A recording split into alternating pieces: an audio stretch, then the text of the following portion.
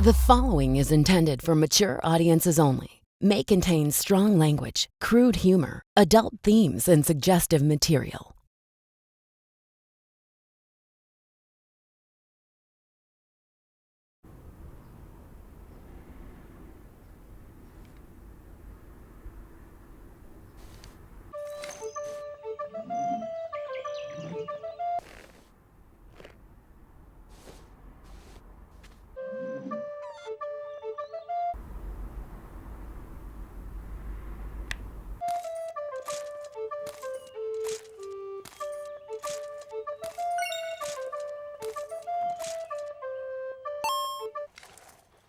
Hello, stranger. I seem to be having a problem. I can't find any of my chickens. If you return 12 chickens to me, I'll give you a prize. Do you accept the challenge?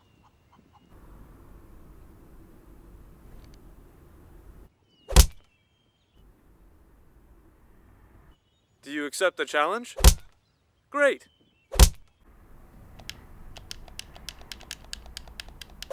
Back already? Do you have my chickens? Do you have my chicken?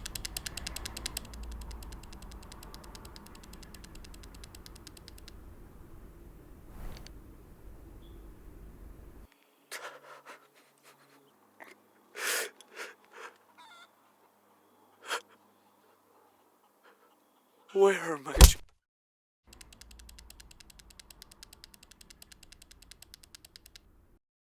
Hey, I'm Jake Bradbury. And I'm Will Blank. And we are 20th Century Fox, a film collective that produced 16 short films, and for each film, we made a behind-the-scenes podcast. Today's guest is Director of Photography, Alejandro Wilkins. On this podcast, we dive into the world of VR and video games. We discuss how some of the most mundane day-to-day activities make some of the best shorts. This one is fun and relatable to anyone who has ever played a video game, and for anyone who wants to punch me in the face. We talk about the visuals added to the screen to make it look like a real-life video game, and the crazy next-level sound design. And also, FYI, we used to call this short The Completionist. It is now called The Wizard, so don't get confused if you hear us using that name. All right, let's go. Is it recording? It's recording. I think we should introduce ourselves. Okay, you first. Hi, my name is Jake Bradbury. I am a director-producer. I'm Alejandro Wilkins. I'm a director of photography with these two Knuckleheads. I'm Will. I'm Will Blank. We released The Completionist, and we want to talk about how we came up with this idea. This was a crowd pleaser. I feel like we show this one to people, and they really enjoy it. Oh my God, man. I showed it to my coworkers, and they were like, you know what, man? I think you're onto something. And to be clear, in the video, Jake is getting repeatedly punched in the face. Right, yes. So, I think that's a crowd pleaser because of that fact. Like, my coworkers loved the fact that I was getting punched in the face. what do you remember about that day? Yeah, what do I remember about that day? I remember I had to get a costume together. I had to get that Jon Snow costume. Right. So we were looking for some sort of fantasy. But what about the idea? How did we come up with Right, the idea? the idea. How we come up with a lot of ideas is we look around Will's apartment and we go, that's a thing. We look at plants or a poster, or in this case, his virtual reality helmet, and was like, all right, how do we come up with an idea around that? And I think I said, how about, or you said, actually, we were gonna do some other completely different video, and then you were basically like, what about your virtual reality helmet? Yeah. And then we were like, oh yeah, of course, because it's a good prop. And I'd been showing it to people. I'd gotten it thinking like it might suck, actually, and then I've been so pleasantly surprised with how awesome it was. Didn't you play that for the first time, Alejandro? later that day. Yeah. It was great. What was your experience? It was a lot more fun than I thought it was going to be. You were playing the music thumping game. Yeah. Where you're that little beetle. Well, I think the first game you showed me was the one in the fun house or something, the scary one. Yeah, the scary one. Which was pretty cool. It was just epic to be that in the game, encompassed in the environment. But then you showed me the one with the music, and that was just blowing my mind. That was a lot of fun. That one was fun. So then we were. So now, you were like, oh, what about the VR headset? And then I believe I was like, something that happens when you play video games is you will just punch like an NPC You'll just punch them repeatedly in the face. Or kick them or shoot them. You just want to see what'll happen if you shoot the people in the game that are supposed to be on your side.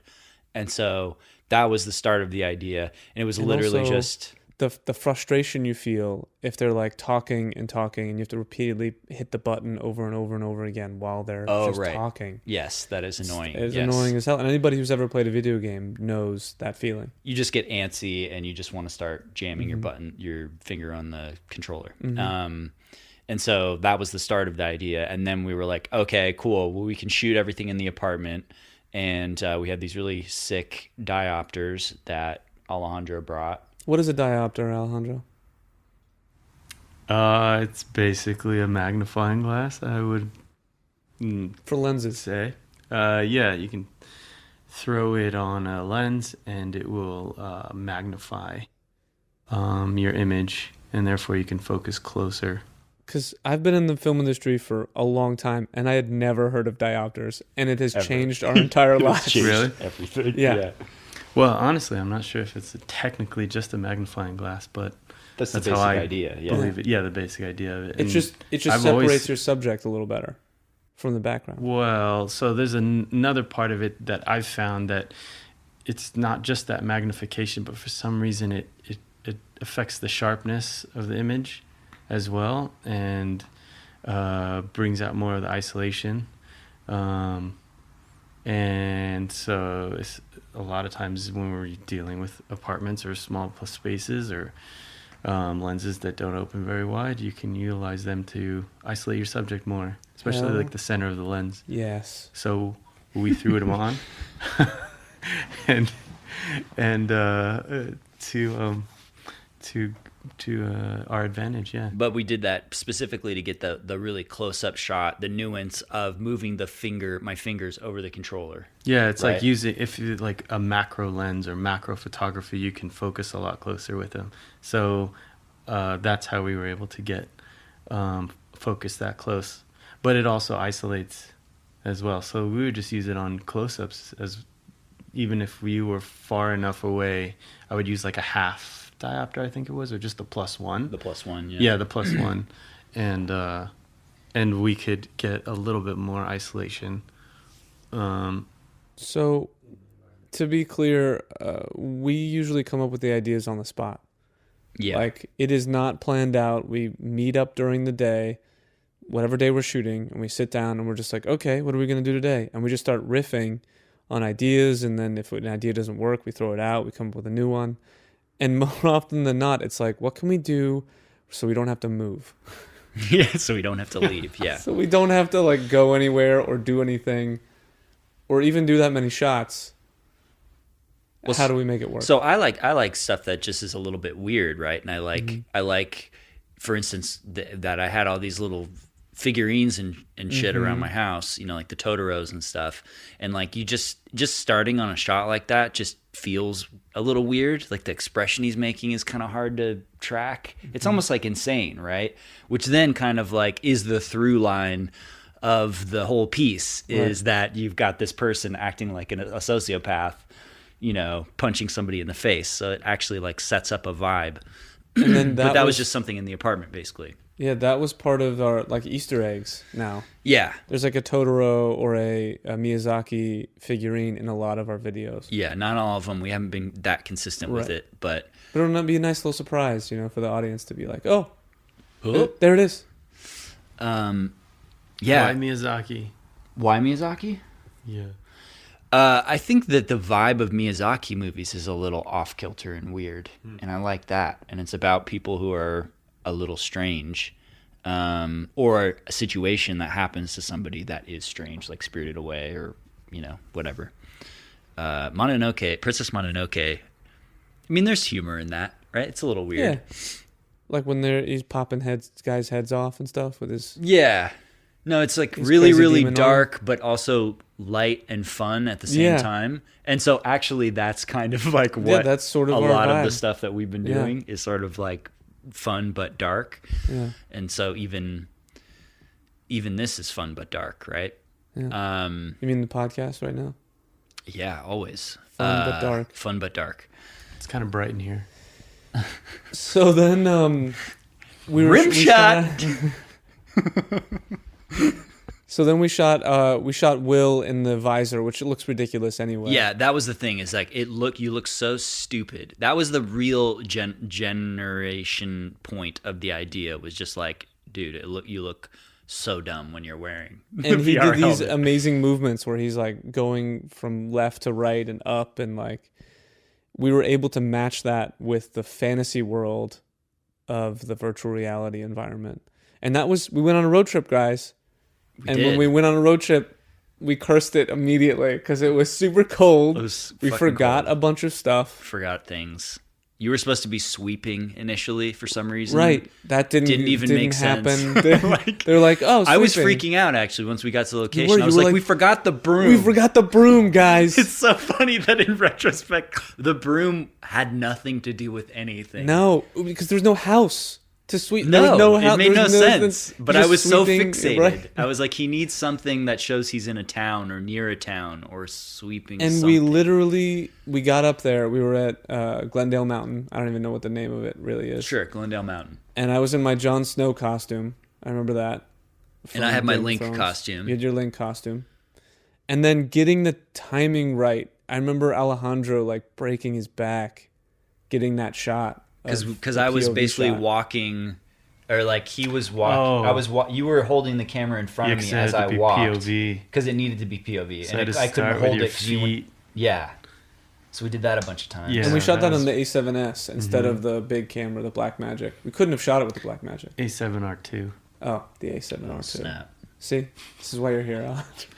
And what was your logic between those little why bits did you here and there. why did you decide to use the A7R2? Because that's what I own. As opposed to the Blackmagic, though.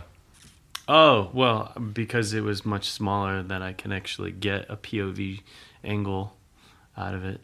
Because the Blackmagic's unwieldy. It's a little larger, yeah. And I think all around we were just looking to be a little more portable when we got on location. Right. But the biggest thing was that it was like POV, and the other reason was because it was going to be the game footage. Yeah. So we wanted to separate it that way as well. Like you want a different look to it, basically. Yeah, because I think the A7R2 is going to look a little more compressed than our Blackmagic footage. I remember we were here in the apartment and I started riffing on ideas what the NPC character could be saying. And I just came up with the line, like, where are my chickens? Or like, bring me to my chickens. And you guys busted out laughing, like both of you, immediately. Yeah, because it's like a Zelda thing, right? It's like if you find the one 5 common chickens, like quest across all Zelda games is this looking for the chickens in the town. And it's like tedious and it's annoying. Yeah, no one wants to do that. No one wants to do that. No one wants to do that. No one wants to find the chickens. That's another reason why you get The some punching. the punching in the face. And then like getting that like NPC vibe where I'm walking and then I turn my head first and then my body. That was a fun little acting challenge. Yeah, and you also were really trying to go for it as far as the crying went. Oh yeah, because we were trying to figure out what the ending was. Because I was like, okay, yes, it's funny if he's about to go on a quest and then all he does is punch the guy. But then what's the end? What's the button at the end? The end joke. Right. And then that NPCs can feel. Yeah, and then the joke was that, oh no, that he actually is hurting him, because partly why we do that in games is because we think it won't do anything really. And you're just bored and you're doing it. But then the fact that it actually affects him and that it makes the guy take pause, like he shows him mercy at the end when he lifts the button and he's not punching him anymore. And then the guy delivers his final plea. Final punch. The punch. Yeah, and then the last punch, which then... He's just a sociopath. Wasn't there a big debate over that ending? Like how far is too far or something? Oh, yeah. Punches? Because we didn't want it. We wanted it to be fun. We didn't want it to actually feel mean-spirited. Mm-hmm. And so having the punches be the exact same sound effect over and over again helped that for me. But then, it was like because he was showing this genuine emotion at the end, we were sort of trying to figure out, oh, well, how ugly does it feel to end on a punch, and where does it feel the most ugly, and let's avoid that. And so we also forgot like drops so I could fake cry. So I was like, I got it, guys. I got it. Oh, and right. I like turned away, and I was like, okay. It was like trying to get there. I think I did all right. I was okay. I didn't get fully there, but man. No, I think the look was there. Yeah. That's what you needed anyway. Yeah. I mean, the drops would have been okay, but then maybe you wouldn't have forced such a dramatic look. Exactly. So, what's funny with all these videos and things is that we're forced to be actors in them. Like throughout the years, we've had to be actors because there's literally no one else available. Sure, and it's just simpler. Yeah. It's just like, and also I think it's fun. Yeah, I just think fun. It's fun to try to like sell the idea.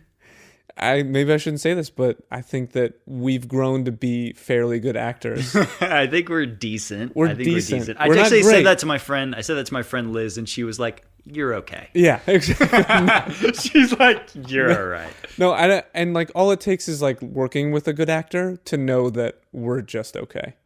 Do you know what I mean? Yeah, like we talked about working with like really professional actors, and it's like, holy, they're on another level. Just another level. But I don't know, for a video where we just punch you in the face, I think we did pretty perfect. Great. Yeah, I think you guys hit the mark for what you're going for sure. We're going to work with Sir Anthony Hopkins and put him in a situation similar and see what he can deliver. I mean, yeah. Or have him play next to Will. Yeah, there you go. Then I'll say, we'll see how good of an actor I don't want to you are make then. him feel bad. Yeah, I know. I don't want to crush his spirit, you know? Try to be at your level. But what happened? Then we got the footage into the editing room, my room, and I remember feeling really like, I don't know how the fuck this will escalate and progress. Yeah, it was really tough. I couldn't see it. Yeah. After shooting it, I was like, I don't know, man. Yeah, I mean, I had it escalating to where I took out a sword. I had like a little fake sword, and I was hitting him in the face, and I was trying to shoehorn that in to try to escalate. And then I remember showing it to you guys, and you were just like, what the fuck is up with that? Because there wasn't any blood, there wasn't any impact even. Yeah. And you could see the wave of the foam sword. And you could see it was just a fake foam sword, and so it took them out of it. And it's funny because I even felt like I knew that, but I still tried to make it work. Which there's a lesson in there where it's just like, it's the whole working, kill your darlings thing or whatever, where you just, it's so true. If it's not fucking working, like don't force it. Or force it anyway, and then people will see it immediately. Like what I did, basically. Yeah. So then I can just have people tell me like, dude, it sucks. Don't do Reinforce that. Leave that in there. Yeah. But then the editing, it started coming together in the editing room, and I remember that seeing it, that there was a big debate about his head movement, it doesn't match the virtual movement. Oh yeah. That was a big debate, and I was all for it doesn't matter as long as we see him moving and then the virtual character moving, we get the connection. Yeah. And it really did come together in the editing room, and once we took out that sword thing, it worked really well. Yeah, and it was and also I had to sort of craft performances of the footage we shot of the macro thing, you know? Like it was, because it wasn't what's there in the cut, what didn't actually happen in like real life. I had to slow down some of it. Like I think I slowed it down to like 20% and did optical flow on it to make it look normal. And then optical flow, it's like the way they used to do like frame blending, like to do slow-mo and stuff. Like the shitty way to do it is basically like it interpolates frames, it creates frames in between, and it always looks shitty. Optical flow is like a much more nuanced way, it's like a more advanced way of doing that, and it's now become standard. Missing frames better. And it's become standard in pretty much all modern editing software now. It's called optical flow. Optical flow. Yeah, so it's just like a much more. It used to be something you could only do in After Effects, and then now you can do it in Premiere and all these other ones. So that helped craft that performance as far as when my finger was hovering over the button. So it's kind of funny because it's like we cut what we had, and then we had to sort of like make the imagined better version, take the footage and like match it to the imagined better version that wasn't there in the footage. You know what I'm saying? And so, Well, you know, they always say like you direct a movie 3 times, right? Yeah. Script, on the day, production, and then once in the editing room. So you finessed it. And then the best part, which is just showing it to people and them responding to it well. yeah, no, that was really fun because I wasn't sure if people would. My coworkers like double over in laughter. I mean, part of it is that they wanted to see me punched in the face, but like most of it was just that it was funny. And I don't think there's been a bad review of it yet in terms of like people watching it. No, I mean, I think Scott was a little cold on it, but well then you never know with that guy. But see, what I like is that I feel like the story, it actually is, when people play video games, they're sociopaths, right? Like Yeah, that's like the the thesis. universal truth. That's the universal truth in it, and that's why I think it especially works. in games that allow you to do it, like GTA. I mean, everybody just, you can see people like immediately just abandon the mission and start beating people to death. Like that's part of playing that But game. that's like the. Oh, go ahead. No, yeah, that's it. The lack of attention span as well. Yeah, I remember rolling around in Grand Theft Auto and just seeing how many, what were they, stars or whatever that you could Yeah. get? Oh yeah, police stars. Yeah. Max. That's how many policemen you kill. Is that No, Yeah. it's just It's like people. you get, Mayhem. you know, how much damage you do how much damage you do then shows how much emergency vehicles or police are coming after you. So I'd get in a tank or you get in a fire truck and just do damage. Yeah. But, you know, disregard the missions completely. So I got that. Yeah. But I always was just because I would get bored with the missions. Oh yeah. So I figured that's what people do. Yeah. The other thing that really helped us, I think, or is starting to help us with the other videos, is that coming up with a thesis. Yeah. For a thesis for every film. So like, what is this about? Let's drill down into it. Let's get to the crux of what it is, and that informs everything else. At first, we're just like, dude hits him in the face. Yeah. Dude whacks off on the plants. And then now we're like, well, why would he do that? What compels him to do something like, so I think that really helps. I think that really helps with the idea phase. Yeah, because if that's rock solid, then it's easy to like hang other stuff on it. It's easy to hang a story on it once you know what you're actually trying to say. And also I think it gives the side effect of that is that it gives depth to it. Like, and it can be so fucking simple. I think that was the other thing I learned is from this one in particular. I'm like, it can just be so simple. It was just that. It was just punching you in the face. That's it. That was like all we needed. That's it. Well, and also, I mean, as far as what I meant by finding story and something as kind of small as this and maybe not as much depth as most things, I mean, like in every shot there is quote unquote story, like you pressing the button, if you're pressing it forward or you're pressing, depends on that will then dictate the angle that you want to shoot. So like if we were shooting your controller and we wanted to get the button press, do I look at it straight on, or do I get the little angle so I can see the pressure of the button, that kind of stuff. Yeah. And in my mind, that translates as like, what story am I telling in each shot? So that can be done regardless of whether or not you have depth in a hole or not. Anyway, that's just to No, that's great. And then clarify. and then when we're doing the front on shot of me wearing the helmet, it's like that's actually shot reverse shot. Right? Like that's shot Between reverse what shot and between, we get it right away. Yeah, me and between your character. It's exactly. meant to be a conversation between the two of us, except for I look like a space alien. And then that's funny. Like that even there's like room tone that makes it feel like in my head it's like the hum of a spaceship or something. Yeah, it's almost like you're one of like Darth Vader's pilots. Yeah, you got the visor and you can't see your eyes. Yeah, and you just become more of a sociopath or villain. Then. It just makes you even more of a space alien, which fits even more into the behavior. And I'll talk about this sound design for a second because the people aren't going to notice this when they watch it, but there are subtle clucks.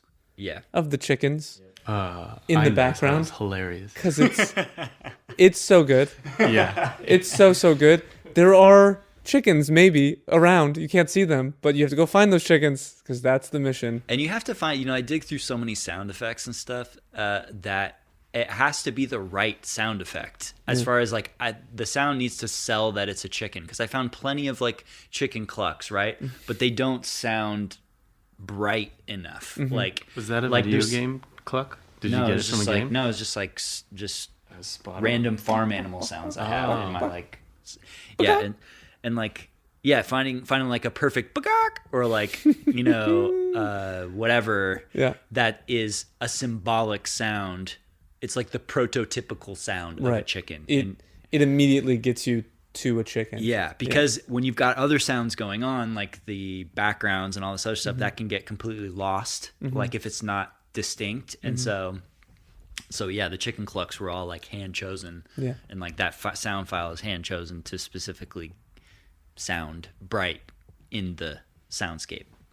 No big deal. I'm just saying, I'm fucking amazing. But yeah, so that's the completionist. that's a completionist. That is a completionist. Yeah, we Should did we- it. We did the whole thing: the pre-production, should we the do- production. Peaks and valleys of the completionist. Peaks and valleys. Oh, like the low point?